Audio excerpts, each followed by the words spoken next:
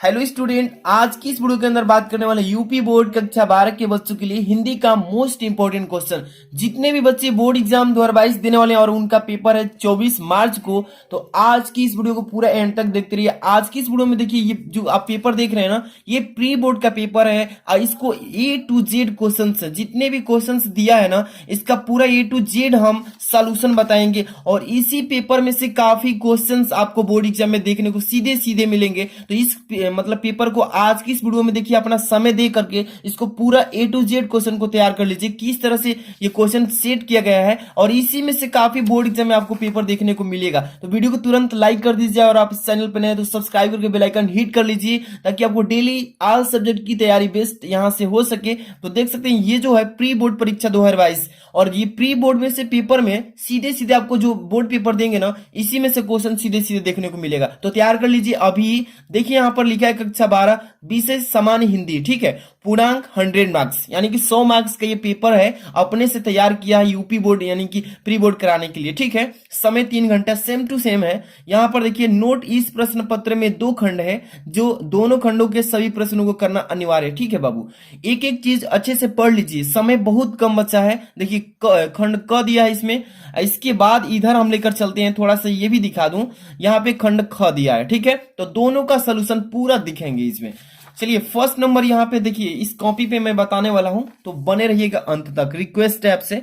यहाँ पर first number जो क्वेश्चन यहाँ पर देखिए, पहला नंबर बहुविकल्पीय क्वेश्चन है। कह रहा है कि हिंदी की प्रथम कहानी कौन सी है। 4 ऑप्शन दिया गया है, चारों में से सही होगा उसी को ऑप्शन अपने उत्तर पुस्तिका में लिखना पड़ेगा। हिंदी की प्रथम कहानी, चलिए जो भी बच्चे तैयारी कर चुके हैं हिंदी के, फटाफट से इसका आंसर देते चलिए। इंदुमती, कफन, गुंडा, चीफ की दावत। तो देखिए हिंदी की प्रथम जो कहानी है वो इंदुमती है, ठीक है। First number option is the right option. Next question की तरफ चलते हैं। ख नंबर, द्विवेदी युग के लेखक कौन है। तो द्विवेदी युग के सदल मिश्र जी हैं कि मोहन राकेश की सरदार पूर्ण सिंह की हजारी प्रसाद द्विवेदी। चलिए इसका सेकंड नंबर यानी ख नंबर का ऑप्शन कौन सा सही है, कमेंट में बताइए। तो द्विवेदी युग के जो लेखक हैं, न ही सदल मिश्र जी हैं, न ही राकेश मोहन राकेश और न ही हजारी प्रसाद द्विवेदी। इसका हो जाएगा 3 number option is the right option. Sardar Puran Singh जी हैं जो द्विवेदी युग के लेखक है। नेक्स्ट क्वेश्चन की तरफ चलते हैं। यहां पर थर्ड नंबर में क्या लिखा है, यानी कि ग नंबर में, ज्ञानाश्रयी शाखा के प्रमुख कवि, ज्ञानाश्रयी शाखा के प्रमुख कवि तुलसीदास जी हैं, सूरदास जी, जायसी हैं, कबीरदास जी। तो चारों में से कौन सा सही है ग नंबर का। तो देखिए इसमें कबीरदास जी हैं, ठीक है। कबीरदास जी ज्ञानाश्रयी शाखा के प्रमुख कवि में आते हैं, ठीक है। इसके बाद अभी हम बताएंगे कि इसमें कॉपी में कैसे फिलअप करना है, तो पहले इसका देख लीजिए अच्छे से, ठीक है। अब घ नंबर में कि छयवाद की विशेषता कौन सी है। उपदेशात्मक वृत्ति, इतवृत्तात्मकता, यहाँ पर सौंदर्य और प्रेम, श्रृंगार, वर्णन। तो चलिए देखिए, इसमें छायावाद की विशेषता सौंदर्य और प्रेम में आता है। देखिए छायावाद की जो विशेषता है वो है सौंदर्य और प्रेम। ऐसा अगर आता है तो फटाक से आप अच्छे से लिख लीजिएगा। नेक्स्ट क्वेश्चन अंगा नंबर, विनय पत्रिका के रचनाकार, विनय पत्रिका क्यों किसने रचना किया है इसकी। तुलसीदास, कबीरदास, सूरदास, जायसी। तो इसका विनय पत्रिका जो है इसकी रचना किए हैं आपके तुलसीदास जी। यानी कि 5 बहुविकल्पीय क्वेश्चंस का यहाँ पे हम लोग आंसर कर लिए हैं। आप देखिए बोर्ड एग्जाम में कैसे लिखना है, इसको अच्छे से देख लीजिए। यहाँ पे सबसे पहले नंबर खंड क डालेंगे, यानी कि पहला खंड कर रहे हैं तो क, और प्रश्नोत्तर संख्या फर्स्ट डालेंगे, इस तरीके से जैसे मैं यहाँ पे बताते चल रहा हूं। इसके बाद देखिए आपका पहला क्वेश्चन जो है क, पहला का क, इसमें से पहला ऑप्शन सही था इंदुमती, तो यहाँ पे ऑप्शन उतार दिए हैं, देख लीजिए यहाँ पे पेपर भी सामने रख दिए हैं, ठीक है। इंदुमती सही है, पहला का क का पहला नंबर ऑप्शन। दूसरा यानी ख का, इसमें देखिए तीसरा ऑप्शन सही है सरदार पूर्ण सिंह। आप तो लिख लेंगे पहला का ख का तीसरा ऑप्शन सही है सरदार पूर्ण सिंह। यही फॉलो कीजिएगा रूल आपने भी बोर्ड एग्जाम में। यहाँ पर देखिए ग नंबर का ज्ञानाश्रयी शाखा वाला कबीरदास, 4 नंबर ऑप्शन सही है। 1 का ग का 4 कबीरदास, 1 का घ 3 सौंदर्य और प्रेम, ठीक है। 1 का अंग तुलसीदास, ठीक है। इस तरीके से आप कर लेंगे। नेक्स्ट क्वेश्चन की तरफ चलने वाले हैं, जो कि वेरी वेरी मोस्ट इंपॉर्टेंट ये क्वेश्चन होने वाला है। क्या लिखा है 2 नंबर का, नीचे दिए गए गद्यांश व पद्यांश के आधार पर प्रश्नों के उत्तर दीजिए। यानी कि गद्यांश भी दिया है और नीचे पद्यांश भी दिया है। तो गद्यांश क नंबर वाला होगा जिसमें आपको 5 क्वेश्चन करने हैं। कैसे करना है बोर्ड एग्जाम में ये भी सीखने को मिलेगा। और ख नंबर पद्यांश से ये वाला पद्यांश को इसका सोल्यूशन करना है, और यहाँ पे इसमें 5 क्वेश्चन दे, इसका सोल्यूशन करेंगे। चलिए एक एक क्वेश्चन को फटाफट से बिना देरी के स्टार्ट करते हैं। देखिए नीचे दिए गए पहले गद्यांश को पढ़ेंगे। चलिए ध्यान से देखते रहिए। पहला का क, सॉरी दूसरा का क, रविंद्रनाथ ने इस भारतवर्ष को महामानव समुद्र कहा है। विचित्र देश है वह, असुर आए, आर्य आए, इसके बाद शक आए, दूर आए, नाग आए, यज्ञ आए, गणध्वज आए, न जाने कितनी मानव जातियां यहाँ आई और आज के भारतवर्ष को बनाने में अपना हाथ लगा गई है ना। जिसे हम हिंदू रीति नीति कहते हैं, वे अनेक आर्य और आर्योत्तर उपादानों का उद्भूत मिश्रण है। अद्भुत, ठीक है। तो इसको जैसे ही आपने पढ़ा है आपको मालूम चल गया होगा कि किस चैप्टर से दिया है। अशोक के फूल वाला जो चैप्टर है, आपके अशोक के फूल वाला चैप्टर से ये मतलब गद्यांश को दिया गया है। और अशोक के फूल चैप्टर को कौन लिखा है? आचार्य हजारी प्रसाद द्विवेदी जी लिखे हैं। ये चीजें आपको पहले मालूम होना चाहिए। जैसे ही गद्यांश सामने आए पहचान में आना चाहिए किस चैप्टर से है ये गद्यांश, इसके राइटर कौन है। दो चीज अगर जानते हैं तो 2 नंबर पक्का। ठीक, चलिए आप देखिए इसको कैसे लिखना है। यहाँ पे अभी सिखाते हैं प्रश्नोत्तर संख्या दूसरा, यहाँ पे डाल लेना है, ठीक है। इसके बाद क्वेश्चन इसमें क्या पूछा है, पहले क्वेश्चन पे चलते हैं। ध्यान से देखिए पहला का क्या लिखा है कि पाठ का शीर्षक एवं लेखक का नाम बताइए। तो पाठ का शीर्षक का मतलब पाठ का नाम, लेखक का नाम, जो इस गद्यांश मतलब पाठ का लेखक है। चलिए लिखते हैं यहाँ पे पहला नंबर का फटाफट से लिख लेते हैं। पाठ का शीर्षक, पाठ का शीर्षक कौन है जी? शीर्षक, इसको काला से लिखेंगे तो और भी अच्छा रहेगा, ठीक है। पाठ का शीर्षक आपके कौन है? तो आपके पाठ का शीर्षक हो जाएगा अशोक के फूल, अशोक के फूल, अशोक के फूल, ये पाठ का शीर्षक हो जाएगा। अब यहां पे लिखेंगे पाठ का लेखक, पाठ का लेखक, यानी कि इस पाठ को किसने लिखा है उनका नाम बताइए। तो आचार्य हजारी प्रसाद द्विवेदी जी लिख देंगे, ठीक है। आचार्य हजारी प्रसाद द्विवेदी, ठीक है।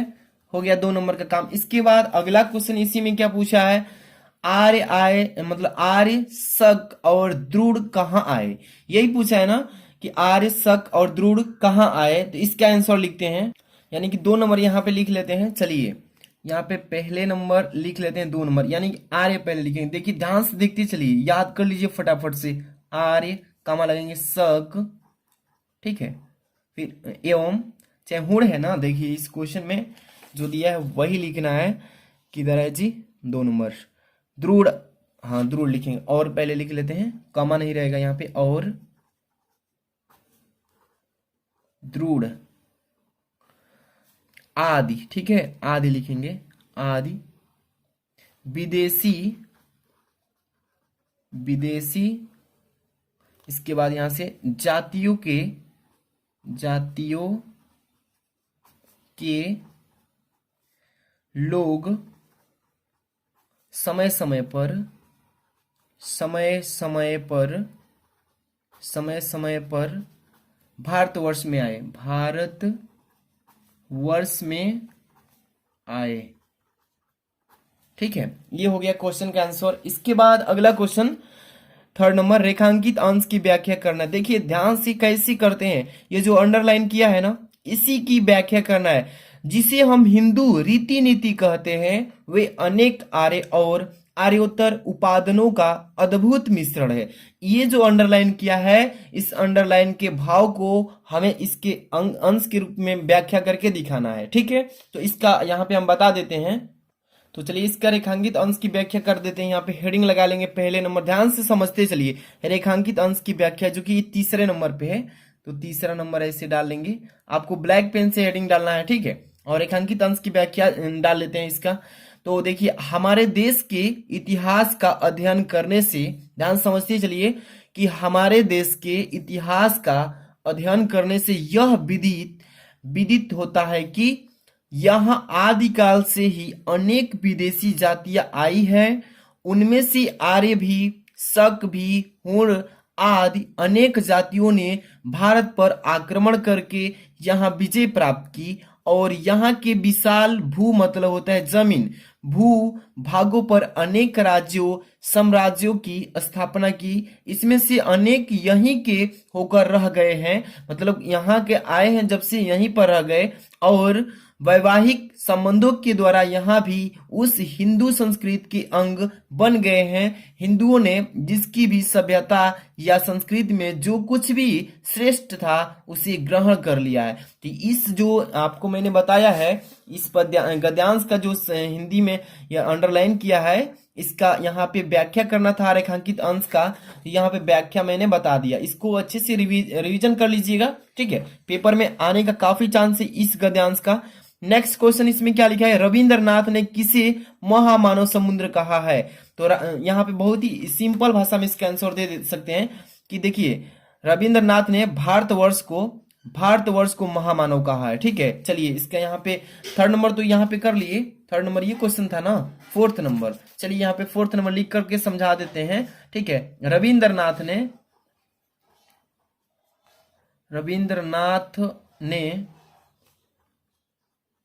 भारत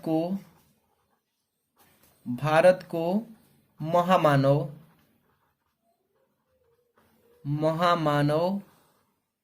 ठीक है, मतलब कि कहा है, यहाँ पे लिख लेंगे, इसको इन्वर्टेड कॉमा में लिखेंगे क्योंकि मेन यही है, कहा है।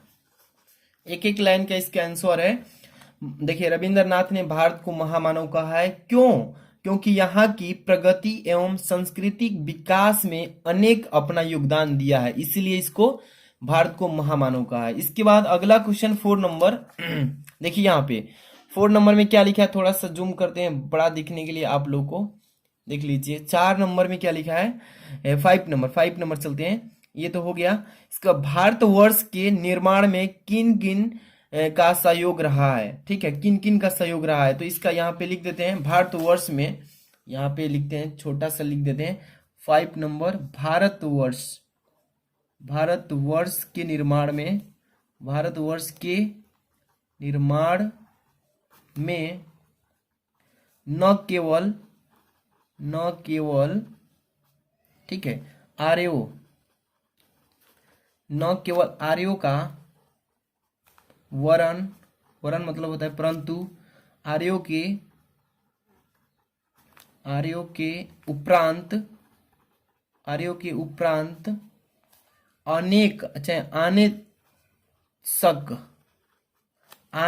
हुण, यहाँ पे कमा लगा लीजिए, आने शक हुण।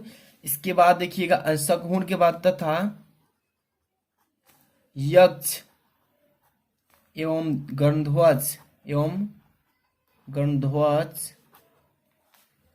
असुर आदि अनेक, आदि के बाद अनेक अनेक विदेशी जातियां का सहयोग रहा है,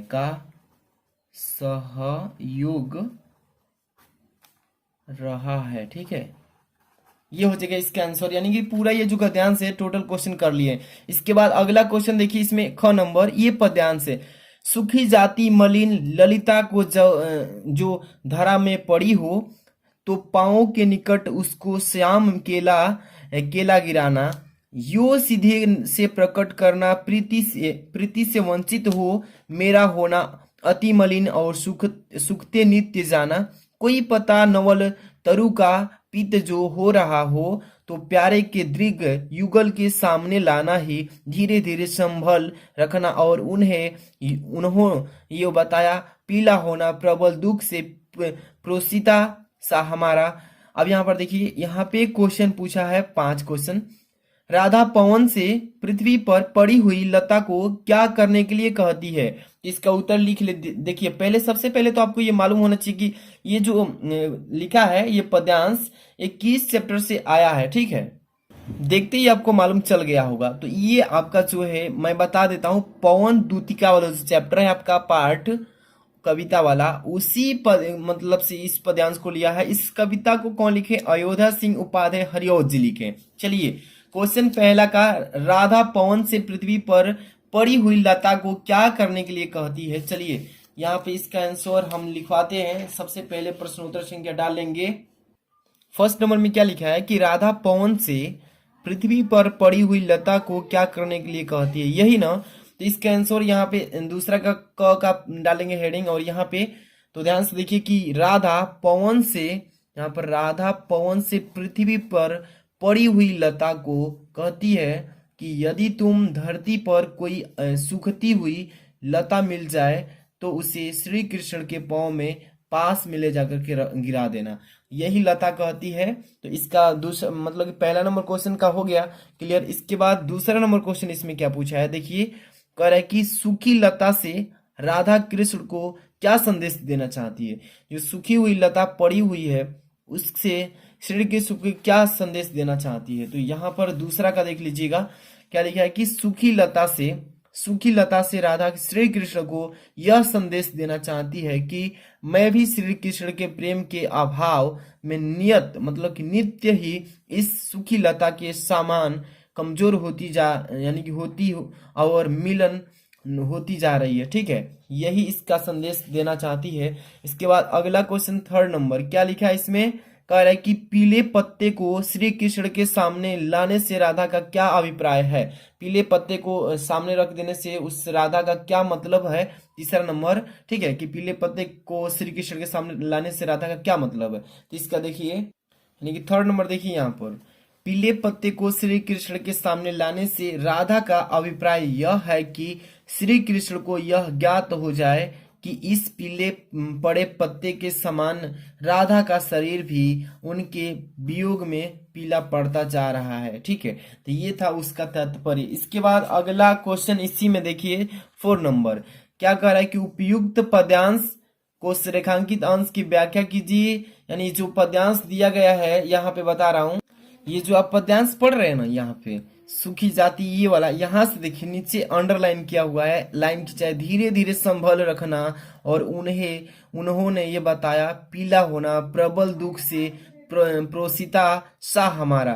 तो ये जो 2 लाइन अंडरलाइन किया है, इसी लाइंस का मतलब वाक्य के प्रयोग में यानी कि बताना है। तो देखिए इसका हेडिंग लगा लेते हैं, यानी कि रेखांकित अंश की व्याख्या डाल लेंगे इस तरीके से। तब लिखेंगे कि राधा, भाव कह रहा है उस लाइन का कि राधा अपनी दूतिका पवन से यह कहती है कि यदि उसे किसी वृक्ष का कोई पीला पड़ा हुआ पत्ता मिल जाए तो वह उसे श्री कृष्ण के दोनों नेत्रों के समक्ष धीरे से रख दे और उन्हें यह भी बता दे कि मैं अर्थात राधा भी इसी प्रकार उन्हें भेजे गए पीले मतलब पर्त के समान निरंतर पड़ती जा रही है। ये वाक्य का प्रयोग है इसके रेखांकित अंश की। इसके बाद अगला इसी में क्वेश्चन किया है, ध्यान से देखिए कि पाठ का शीर्षक रचयिता के नाम बताइए। पाठ के शीर्षक का है और इसकी रचयिता कौन है, तो यहाँ पे लिख लेते हैं पाठ के शीर्षक पहले नंबर, यहाँ पे यानी 5वां नंबर लास्ट में दिया है।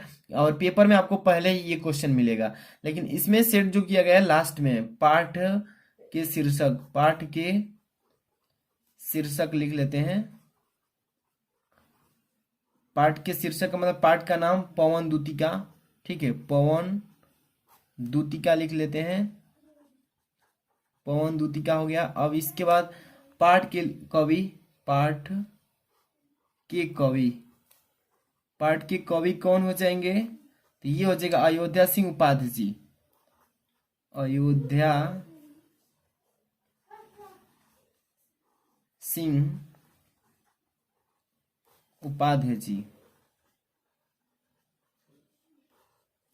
ठीक है, इनका हरिऔध भी लिखते हैं। तो ये हो गया आपका टोटल मतलब गद्यांश, दोनों काफी मोस्ट इंपॉर्टेंट है, इसको अच्छे से तैयार करके ही जाना पेपर में।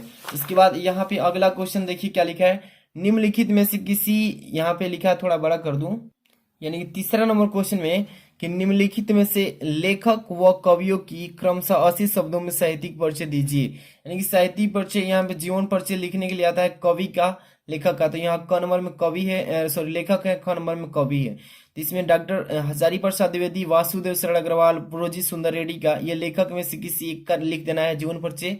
यहाँ पे महादेवी वर्मा, यहाँ पे अज्ञे जी जयशंकर प्रसाद, ये कवि है। तो इसमें से किसी एक लेखक या किसी एक कवि का लिखना है। चलिए मैं लेखक का पहले बता देता हूँ, डॉक्टर हजारी प्रसाद द्विवेदी जी के बारे में, ठीक है। तो देख लीजिएगा, यानी कि आप देख सकते हैं यहाँ पे डॉक्टर हजारी प्रसाद द्विवेदी जी का जीवन परिचय लिख रहे हैं। तो यहाँ पे आप हेडिंग डालने के बाद लिखेंगे जीवन परिचय। आचार्य हजारी प्रसाद द्विवेदी जी का जन्म सन 1907 ईस्वी को बलिया जिले के दुबे छपरा के ग्राम में सभा में मतलब ग्राम में हुआ था।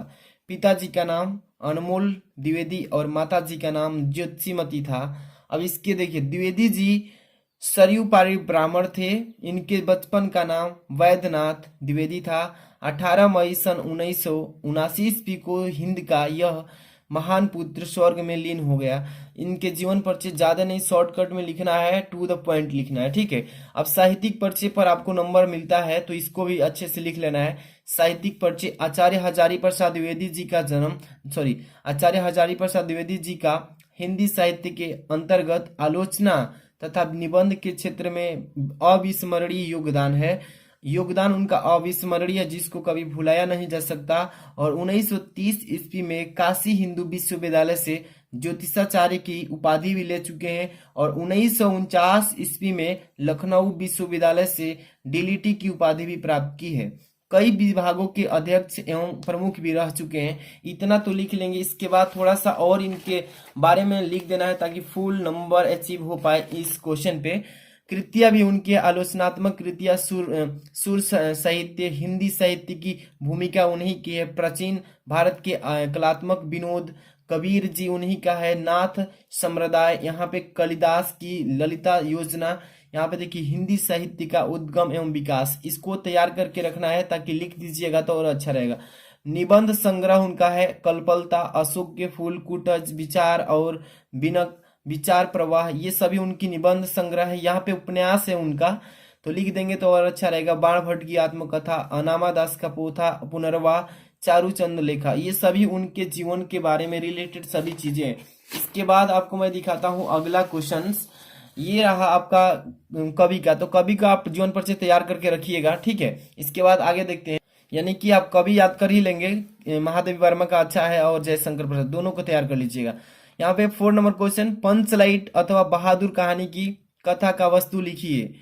यहाँ पे पंचलाइट के बारे में याद कर लीजिए, अथवा बहादुर कहानी की कथा वस्तु लिख लीजिए। तो चलिए मैं बहादुर कहानी के बारे में आपको बता देता हूँ, ठीक है। तो इसको तैयार कर लेना। तो देख सकते हैं यहाँ पर, यानी कि बहादुर के प्रमुख पात्र, बहादुर की चरित्र चित्रण, यही पेपर में आता है। ऐसे ही हेडिंग लगा लेना है सबसे टॉप में।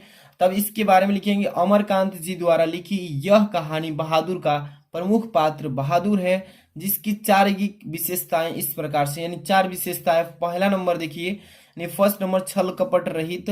इसके बारे में आपको लिखना है कि बहादुर यानी कि छल कपट से रहित भोला बालक है, जिसकी उम्र लगभग 12 से 13 वर्ष की है। और बहादुर एक नेपाली लड़का है, ठीक है। इसके बारे में फर्स्ट नंबर पॉइंट लिख लेंगे। अगला पॉइंट है परिश्रमी, हंसमुख एवं मृदुभाषी। बहादुर हर समय हंसते रहते थे, जिससे भी बोलते थे तो बड़ी नम्रता एवं मृदु भाषा, यानी कि मृदु कठोरता नहीं के साथ वह अत्यधिक परिश्रमी भी पूरे घर के सदस्यों का कामकाज अथाक करते थे। ये हो जाएगा दूसरी विशेषता। तीसरी देखिए, सहनशीलता, ईमानदार एवं सच्चे हृदय वाला थे, ठीक है। ये हेडिंग लगा लेना है। इसके बाद बहादुर सत्य हृदय, वह ईमानदार होने के साथ साथ सच्चे मन वाला बालक भी थे। इसके बाद चौथा नंबर लिख लीजिए। इसमें थोड़ा सा और तीसरा में लिख लेते हैं। देखिए यहाँ पर, किशोर उससे हर बार बदसलूकी करता है, परंतु वह थोड़ी ही देर में भुला देता है। लेकिन जब उसके बाप की गाली देता है तो बहादुर का स्वाभिमान जग जाता है। तो 4 नंबर, मतलब 3 नंबर में ये इतना कंप्लीट कर लेंगे। 4 नंबर जो विशेषता है उनकी, मातृपिता भक्त, माता पिता के सच्चे भक्त। बालक बहादुर अपनी माता पिता के प्रति भक्ति भावना रखता है, अपने कमाए पैसे माँ को ही देना चाहता है। और देखिए इस प्रकार हम देखते हैं कि बहादुर एक व्यवहार कुशल, स्नेही एवं ईमानदार बालक है। उसका चरित्र पाठ को अपनी ओर आकर्षित करता है। कवि ये कहना चाहता है। इस पाठ में जितने जो भी चीजें मैं बताया हूँ बोर्ड एग्जाम में सीधे सीधे देखने को मिलेगा। इसके बाद आगे देखिए यहाँ पे 5 नंबर क्वेश्चन जो इसमें अटेम्प्ट किया गया है, क्या पूछ रहा है, इस क्वेश्चन को ध्यान से समझ लीजिए। सत्य की जीत खंड काव्य के आधार पर कथा सार अथवा द्रौपदी का चित्र चित्रण करना। ये जो क्वेश्चन आप देख रहे हैं सभी जिले में अलग अलग प्रकार से ये क्वेश्चन पूछा जाता है और सभी जिले के बच्चों के लिए अलग अलग इंपॉर्टेंट क्वेश्चन है।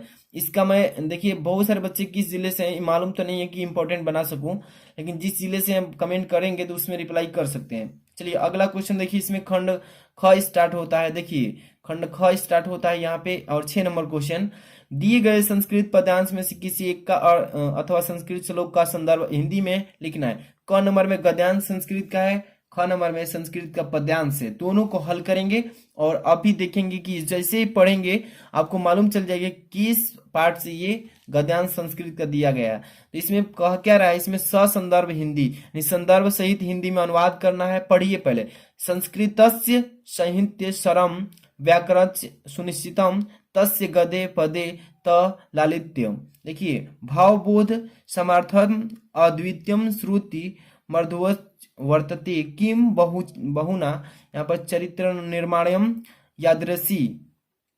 आप देखिए सत्य प्रेरणम संस्कृत बाड्यम ददाति न तदासीम कीचयस्त मूलभूतानम। देखिए मानवीय गुणानम। इसके बाद लिखा है कि यादृश विवेकानाम संस्कृतास्यम वर्तते नानय तात्रसी दया दानम सोचम। अब इसके बाद लिखा है औदार्यन। इसके बाद अनसूया क्षमा अनेक चनेके गुणाः अस्य साहित्यस्य अनुशीलनेन सज्जनयन्त। तो जैसे इस गद्यांश को संस्कृत का गद्यांश पढ़े हैं आपको मालूम चल गया होगा कि संस्कृत भाषा वाला जो आपका पाठ है संस्कृत का, उसी पाठ से इसको दिया है। तो इसका श्लोक लिखेंगे, श्लोक इसका पहले संदर्भ लिखेंगे, इसके बाद ही लिखेंगे हम लोग इसका अनुवाद। चलिए इसको पहले लिख लेते हैं। सबसे पहले यहाँ पे 6 का क कर रहे हैं ना, तो प्रश्न उत्तर संज्ञा डाल लेंगे। यहाँ पे पहले हम इसका संदर्भ लिख लेते हैं, ठीक है, संदर्भ। तो अब इसका हिंदी में अनुवाद करवा देते हैं, ठीक है। संदर्भ लिख लेंगे हेडिंग, अथवा इसमें लिखेंगे। अब देखिए संदर्भ के बाद कि यह प्रस्तुत, चाहे प्रस्तुत पद्यांश गद्यांश है ना संस्कृत का, तो प्रस्तुत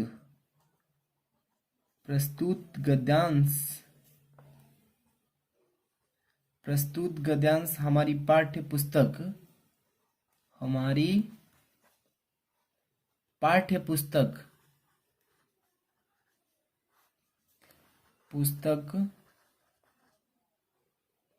अब यहाँ पे काला पेन का यूज कर लीजिएगा क्योंकि यहाँ पे नाम लिखना है।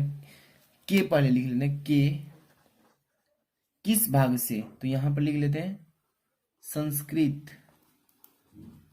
संस्कृत भाग बंद कर लेते हैं। में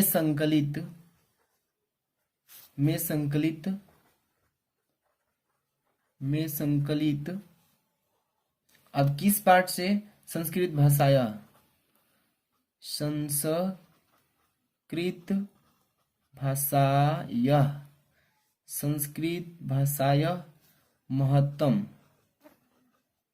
महत्वम हो गया। इसको इन्वर्टेड कम क्लोज, महत्वम साफ दिख रहा है ना, महत्वम। इसके बाद लिखेंगे नामक पाठ से उद्धृत है,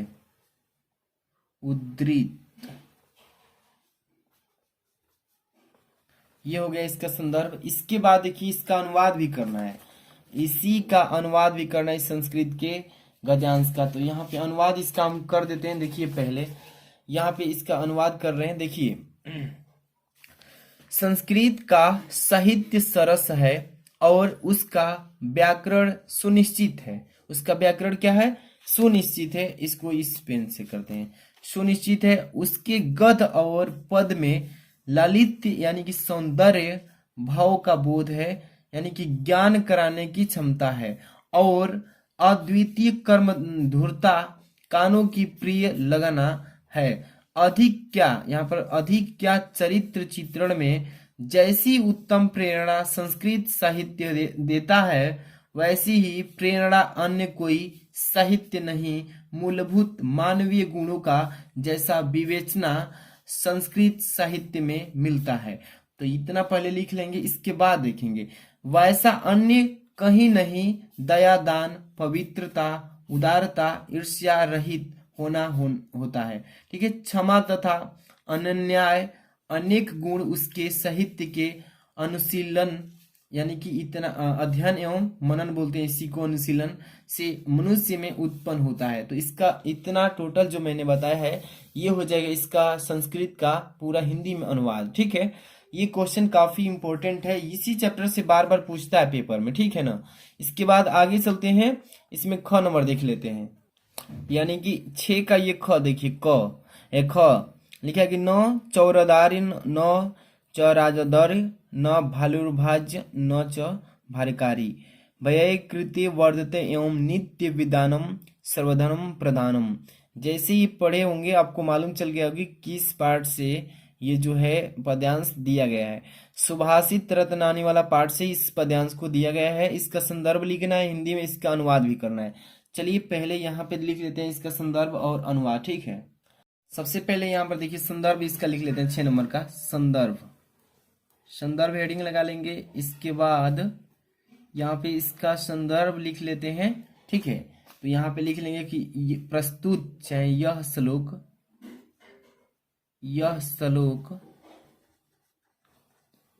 हमारी पाठ्यपुस्तक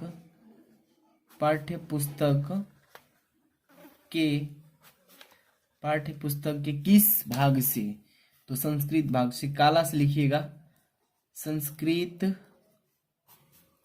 भाग कमा बनकर लीजिए, में संकलित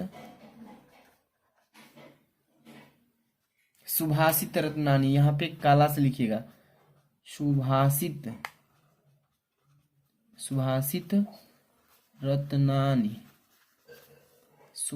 रत्नानी क्लोज कर लीजिए, नामक पाठ से उद्धृत है। ये हो जाएगा इस पद्यांश का संदर्भ। ठीक है। इस पद्यांश का संदर्भ हो गया। इसी का अब हिंदी में अनुवाद भी करना है। तो इसका अनुवाद देखिए यहाँ पे कर देते हैं। सबसे पहले नंबर ध्यान दीजिएगा, अनुवाद हेडिंग लगा लेंगे इसमें। ठीक है। अब लिखेंगे विद्या रूपी धन समस्त धनों में प्रधान, यानी कि श्रेष्ठ है, सबसे बड़ी है, क्योंकि न तो चोर उसे चुरा सकता है और न ही राजा उसे छीन सकता है, न भाई बांट सकता है और न यानी कि बोझ बनता है, अर्थात भार रूप नहीं है और खर्च करने में निरंतर बढ़ता जाता है। इसी को कहते हैं अन्य धानों के समान बढ़ता नहीं है। ठीक है। ये हो जाएगा इस पद्यांश का हिंदी में अनुवाद। इसके बाद अब यहाँ से स्टार्ट करते हैं क्वेश्चन नंबर 7 से। देखिए क्वेश्चन नंबर 7 में क्या लिखा है इसमें। पहले देखिए, निम्नलिखित मुहावरों एवं लोकोक्तियों में से किसी एक का अर्थ लिखकर वाक्यों में प्रयोग कर दीजिए। तो मैं यहाँ पे आपको बता देता हूँ, सीधे आपको लिख कर बताऊंगा, टाइम ज्यादा इन्वेस्ट होगा।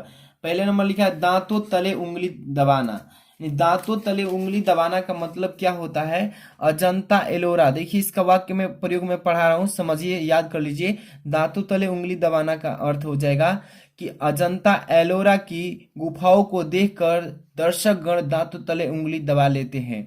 कोई ऐसा चीज जो आप पहली बार देख रहे हैं और बहुत ही आकर्षक हो तो उसको वाक्य में प्रयोग करके वहां पे लिख सकते हैं। ऊंट के मुंह में जीरा, इसका मतलब क्या होता है? ऊंट के मुंह में जीरा का मतलब कि गुजरात की प्राकृतिक आपदा से पीड़ित जनता के लिए 2-4 लाख रुपए की आर्थिक सहायता तो ऊंट के मुंह में जीरा के ही समान होगा। यानी किसी चीज की ज्यादा जरूरत है वहां पे बहुत कम दे देते हैं तो वो ऊंट के जीरा के समान हो जाती है। यानी कि ये हो जाएगा उसका अर्थ। उल्टी गंगा बहाना, ये भी मुहावरा है। उल्टी गंगा बहाना का मतलब मोहन का मित्र सदैव उसके हित की बात करता है। परंतु वह उसे अपना विरोधी बताकर हमेशा उल्टी गंगा बहाता है। तो ये तीनों को मैं बता दिया हूँ, बोर्ड एग्जाम में फिक्स है इसमें से एक का आना, तैयार कर लेना। इसके बाद 8 नंबर, निम्नलिखित का संधि विच्छेद सही सही कीजिए। यहाँ पे क नंबर, कविंद्र, देखिए कविंद्र का संधि विच्छेद करना है। कवि धन इंद्र, कवि धन इंद्र, क धन विंद्र, कविंद्र धन अह। इसमें पहला ऑप्शन सही है, कवि धन इंद्र। टाइम इन्वेस्ट नहीं करना है इसमें। आगे चलिए, संधि किससे कहते हैं और संधि कितने प्रकार की होती है। देखिए संधि का मतलब किन्हीं दो शब्दों को जोड़ करके एक नया शब्द का निर्माण कर दे। संधि 3 प्रकार की होती है। यहाँ पे ये क्वेश्चन नहीं आएगा बोर्ड एग्जाम में, ठीक है, इसको ज्यादा नहीं देखना है। इसके बाद ग नंबर, नदी का सप्तमी बहुवचन, इसमें से कौन सा होगा। आप लोग के लिए मैं छोड़ रहा हूँ ये क्वेश्चन, जल्दी से कमेंट करके तैयारी कर रहे हैं, बोर्ड एग्जाम काफी नजदीक में। नदी का सप्तमी बहुवचन बताइए, सप्तमी विभक्ति बहुवचन क्या होगा। इसमें से नदीमय होगा कि नदिया होगा कि नदीसुआ होगा कि नदा होगा। चारों में से कौन सा सही है, यानी कि 7 का ग का कौन सा ऑप्शन सही है बताइएगा। घ नंबर देखिए, अधोलिखित शब्दों में से सही शब्द का युग्म बताना है। अंश, अंशु, अंश और अंशु का यहाँ पे अर्थ बताना है, कौन सा सही है। भाग और भाग, सूर्य और भाग, भाग और सूर्य, भाग और किरण। अंश और अंशु का मतलब होता है, अंश मतलब भाग, अंशु मतलब सूर्य, यानी कि भाग और सूर्य हो जाएगा इसका राइट ऑप्शन। वाक्यों के लिए एक शब्द का चयन करना है। जिज्ञासा, देखिए जिसका ज्ञान कम हो, जिनका ज्ञान कम हो उसको बोलते हैं अल्पज्ञ, मतलब अल्पज्ञ मतलब कम ज्ञान वाला, ठीक। इसके बाद 2 नंबर, जिसे क्षमा किया जा सके, क्षमा योग्य, ठीक है, जिसे क्षमा करने मतलब क्षमा करने लायक हो उसे क्षमा योग्य बोलते हैं। इसके बाद देखिए यहाँ पे 9 नंबर क्वेश्चन, क ख ग 3 है। हास्य अथवा वीर रस का स्थायी भाव, परिभाषा व उदाहरण के साथ, उपमा अथवा रूपक अलंकार, यहाँ पे दोहा अथवा सोठा, मतलब तीनों फिक्स से 6 नंबर का आता है। और इसका मैं आपको बताता हूँ कि देखिए यहाँ पे इसका पीडीएफ भी आपका ऐसे प्रोवाइड मतलब दे देता हूँ, ठीक है। देखिए तीनों का यहाँ पे देखिए हास रस, यहाँ पे उपमा, इसके बाद यहाँ पे देखिए दोहा, यानी कि तीनों का पीडीएफ मैं प्रोवाइड कर दूंगा वीडियो के डिस्क्रिप्शन में, लिंक दिया हूँ टेलीग्राम का, वहीं पे जोड़ जाइए और वहीं पे सेंड कर दूंगा। तीनों को याद करने के लिए आसान हो जाएगा। 10 नंबर, अपने विद्यालय के प्रधानाचार्य की विद्यालय सफाई हेतु प्रार्थना पत्र लिखने के लिए आएगा, तो इस पर आपको प्रार्थना पत्र लिखना है सफाई के लिए। इसका मैं वीडियो ऑलरेडी आज ही बनाया हूँ, सुबह में जाकर के चेक कर लीजिएगा। इसके बाद ख नंबर, निम्न में से किसी एक विषय पर निबंध लिखना है। पर्यटन का महत्व, गंगा की बढ़ती प्रदूषण क्षमता, बढ़ती जनसंख्या, जीवन में खेलकूद। तो ये तीसरा नंबर जो है ना काफी मोस्ट इंपोर्टेंट है, बढ़ती जनसंख्या, इसको अच्छे से तैयार कर लीजिए। और मैं वीडियो काफी बना भी चुका हूँ, तो ये पेपर को तैयार कर लें। जितने बच्चे नहीं तैयार किए 1-2 बार देख करके तैयार कीजिए, इसी में से काफी क्वेश्चन बोर्ड एग्जाम में सीधे सीधे देखने को मिलेगा। वीडियो को लाइक कर दीजिए, चैनल को सब्सक्राइब करके, और जाकर के डिस्क्रिप्शन चेक कीजिए, वहां पे टेलीग्राम का लिंक मिलेगा, वहां पे इसका पेपर का सेंड कर दूंगा सोल्यूशन सहित। मिलते हैं नेक्स्ट वीडियो में, थैंक्स फॉर वॉचिंग।